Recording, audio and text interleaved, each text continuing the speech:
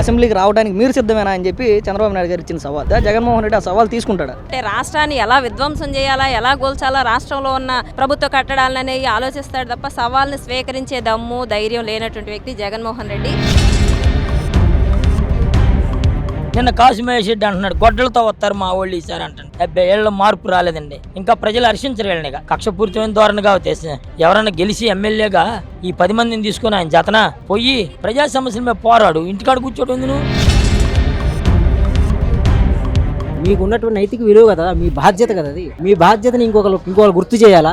ఇంకోళ్ళు గుర్తు చేయాల్సిన అవసరం లేదుగా. 2029 ఎలక్షన్కి ఏ ముఖం పెట్టుకొని నువ్వు ప్రచారానికి వెళ్తావు? గడిచిన 5 సంవత్సరాలు నువ్వు ఏనాడయ్యా నువ్వు అసెంబ్లీలో కనబడింది? ఈనాడు నువ్వు మమ్మల్ని అడగటానికి వచ్చావు అని అంటే ఏం మాట్లాడతాడు? ప్రతిపక్షం ఉండలేకపోయినా ఆయన వచ్చి ఆయనకి మాట్లాడే హక్కు ఉంది. అసెంబ్లీలో వచ్చి మాట్లాడవచ్చు. ఆ రఫా ఏందో మాట్లాడుకోవచ్చు. ఎందుకు వస్తాడు? వాడు చేసిన తప్పులన్నీ ఉంటే రాజధాని అంతా నాశనం చేసిపోతే వాడు ఇంకా ఇక్కడికి వస్తాడా? సరే రాడయ్యా.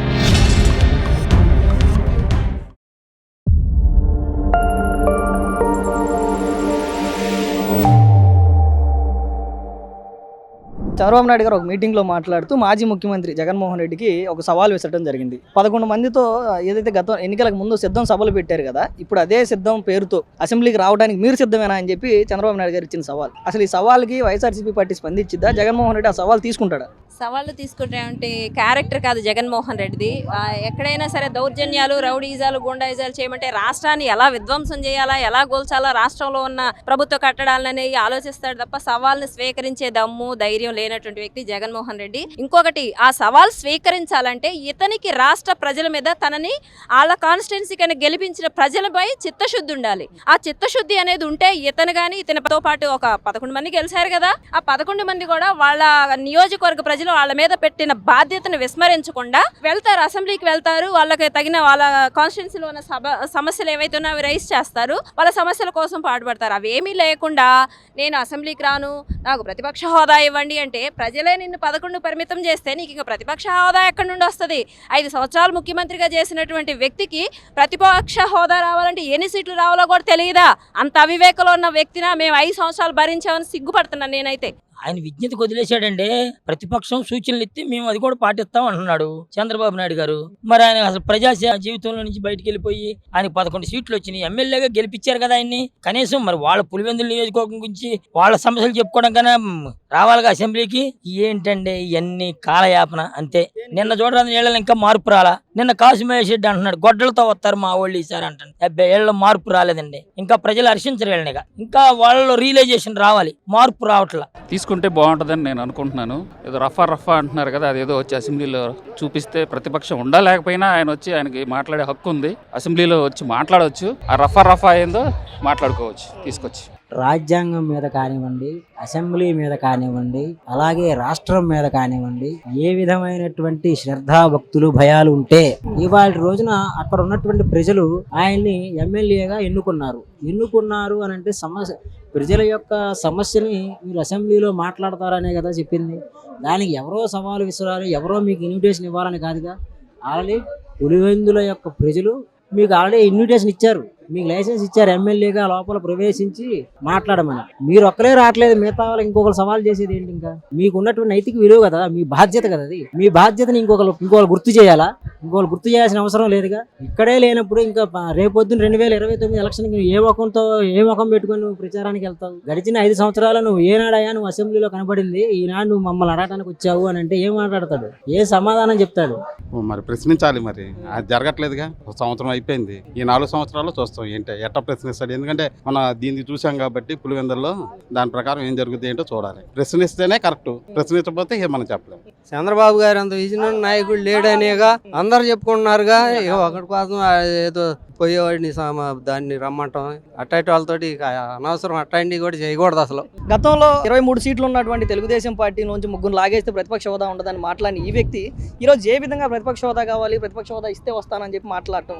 ఇతను గజనీ అయిపోయినట్టున్నాడండి. అధికారంలో ఉన్నప్పుడు ఒకలాగా, అధికారంలో లేనప్పుడు ఒకలాగా, అధికారంలో రావడానికి ముందు ఒకలాగా, అధికారంలోకి వచ్చినాక ఒకలాగా ప్రవర్తించడం ఇతని యొక్క మానసిక పరిస్థితిని తెలియజేస్తుంది. తప్పనిసరిగా ఎలాంటి వ్యక్తి అయితే రాష్ట్రానికి కానీ లేదంటే వాళ్ళ నియోజకవర్గానికి కూడా పనికి పనికిరాడని చెప్పి ప్రూవ్ చేసుకున్నాడు. ఎందుకంటే వాళ్ళ నియోజకవర్గ ప్రజలు ఇతని మీద ఒక బాధ్యతను పెట్టి ఇతను గెలిపించారు. కనీసం ఆ నియోజకవర్గ ప్రజల కోసం కూడా కనీసం వెళ్ళనటువంటి ఈ వ్యక్తి ప్రతి రోజుకి నిన్న ఒకటి చెప్తాడు, రేపు ఒకటి మాట్లాడతాడు. కూటమి ప్రభుత్వం చేసిన పనులు, ఎన్ని పనులు చేశారో అధికారంలోకి వచ్చినాక 14 నెలలు ఇతను చెప్పమనండి.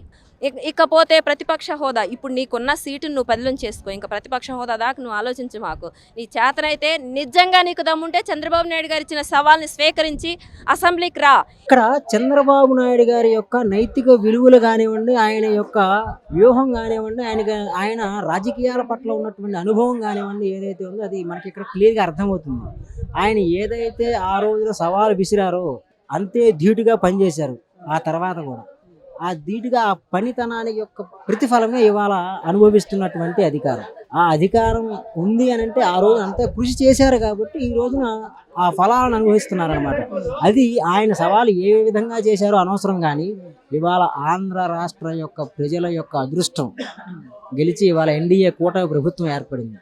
తెలుగుదేశం అంటే వాళ్ళు ప్రజాక్షేమం ముఖ్యం అండి. గవర్నమెంట్ వచ్చాక నీది నాదని లేదు, ప్రజలందరిది గవర్నమెంట్. నీకు పక్షపాత ధోరణి ఉండే కదా ఈ రాజధాని ఎట్లా నాశనం చేసింది నువ్వు. అట్లా పక్షపాత ధోరణి ఉన్నాడు ప్రజాపాలనకి ఎట్ట పనికొత్తరు. ఆయన పక్షపాత ధోరణి లేదు.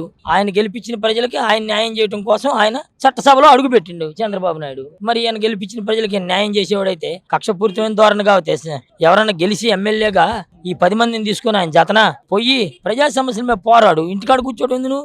ప్రతిపక్ష హోదా ఇస్తే వస్తాను. ప్రతిపక్ష హోదా ఎట్టిస్తారండి? మీనింగ్లెస్ మాటలు మాట్లాడతారు. ముఖ్యమంత్రి చేసి 5 సంవత్సరాలేనా ఆయన ప్రతిపక్ష హోదా ఎట్టిస్తారు? 11 సీట్లు ప్రతిపక్షం ఇస్తారా? చిన్నపిల్లలు మాట్లాడినట్టు ఒక ముఖ్యమంత్రి చేసి మాట్లాడితే జనం నవ్వుకుంటున్నారు. హాస్యాస్పదంగా ఉంది. ఈ సవాల్ని తీసుకుంటాడా జగన్? ఆయన తీసుకుంటే తీసుకోకపోతేనండి. ఆయన చెబుతున్నాడుగా నేను పారదర్శకంగా ఉన్నాను, నువ్వురా ఏం కావాలో అడుగు నేను చెబుతాను అంటున్నాడు. మరి ఆయనకి భయపడిండా? రమ్మంటే చెబుతుండగా భయపడేవాడైతే రమ్మని చెప్పడుగా. ఏంటిది?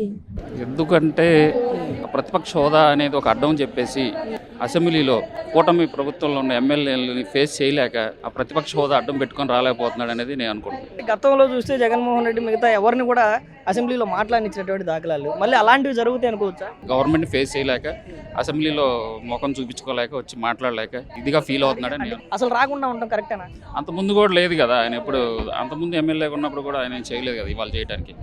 ఇప్పుడు ప్రశ్నించడానికి, అల్లరి చేయడానికి, బయటికి రాపోవడానికి అసెంబ్లీకి వస్తే అదే రాజధాని రైతులకు నేను కంపేపించాను, నేను రాళ్ళేపించాను, నేను పోలీసులతో కొట్టించాను, మళ్ళీ తిప్పి నాకు అదే కంపేస్తారు, అదే రాళ్ళేస్తారు, అదే నాకు కటౌట్లు అడ్డం పెట్టి నన్ను రానికుండా చేస్తారని చెప్పేసి నీ భయంతో బయటికి రావట్లే. అంతే. తీసుకోవచ్చు, తీసుకోకపోవచ్చు. వస్తారంటారా 11 మందితో? ఫస్ట్ టైం వస్తారు, అటెండ్ అయ్యి వెళ్ళిపోతాడు. ప్రతిసారి జరుగుతుంది. జరిగే రకంగానే అనుకుంటున్నాం. ఇంకా ఇప్పుడు ప్రస్తుత పరిస్థితులను చూస్తే అట్టాగే ఉంది. ఇదే ప్రశ్నలు ఇప్పుడు ఆ టైంలో అట్టా జరిగింది ప్రతిపక్ష టైంలో. ఇప్పుడు ఆయన కూడా అదే పరాభావాలు జరుగుతాయని చెప్పి ఆగి ఉండొచ్చు. వాళ్ళు మొదలుపెట్టిన సాంప్రదాయమే కదా. అదే సాంప్రదాయం వీళ్ళు కూడా చేస్తారనేది ఒక. ఆ టైంలో ఉన్న బూతులు పంచాంగం ఇక్కడ ఉండదు. అది మటుకి షూర్ గ్యారంటీ. రాడు. సవాళ్ళు ఎందుకు? వస్తే రావచ్చు అసలు. ఇంక దీనికి సవాళ్ళు ఎందుకు? ఎందుకు వస్తాడు? వాడు చేసిన తప్పులన్నీ ఉంటే రాజధాని అంతా నాశనం చేసిపోతే వాడు ఇంకా ఇక్కడికి వస్తాడా? సరే రాడయ్యా. పులివెందుల నియోజకవర్గ అభివృద్ధి గురించి కూడా ఆలోచించకుండా అసెంబ్లీకి వెళ్లకుండా ఏదో వెళ్ళి సంతకం పెట్టి రావటం అంటే ఒక మాజీ ముఖ్యమంత్రికి ఉండవలసిన లక్షణాలా, లేదంటే ఆ నియోజకవర్గం ఎమ్మెల్యేగా ఉండవలసినటువంటి లక్షణాలు? అవి మాజీ ముఖ్యమంత్రికి ఉండాల్సిన లక్షణాలు కానీ, లేదంటే కనీసం ఒక ఎమ్మెల్యేకి ఉండాల్సిన లక్షణాలు కానీ, కనీసం ప్రజా నాయకుడిగా ఉండాల్సిన లక్షణాలు, ఒక పార్టీ అధ్యక్షుడిగా, ఒక పార్టీలో కనీసం ఒక కార్యకర్తకు ఉండేటువంటి బాధ్యత కూడా లేనటువంటి వ్యక్తి జగన్మోహన్ రెడ్డి. ఇలాంటి వ్యక్తి గురించి ఈ రాష్ట్రం ఇంకో 4 రోజులు మర్చిపోతుంది.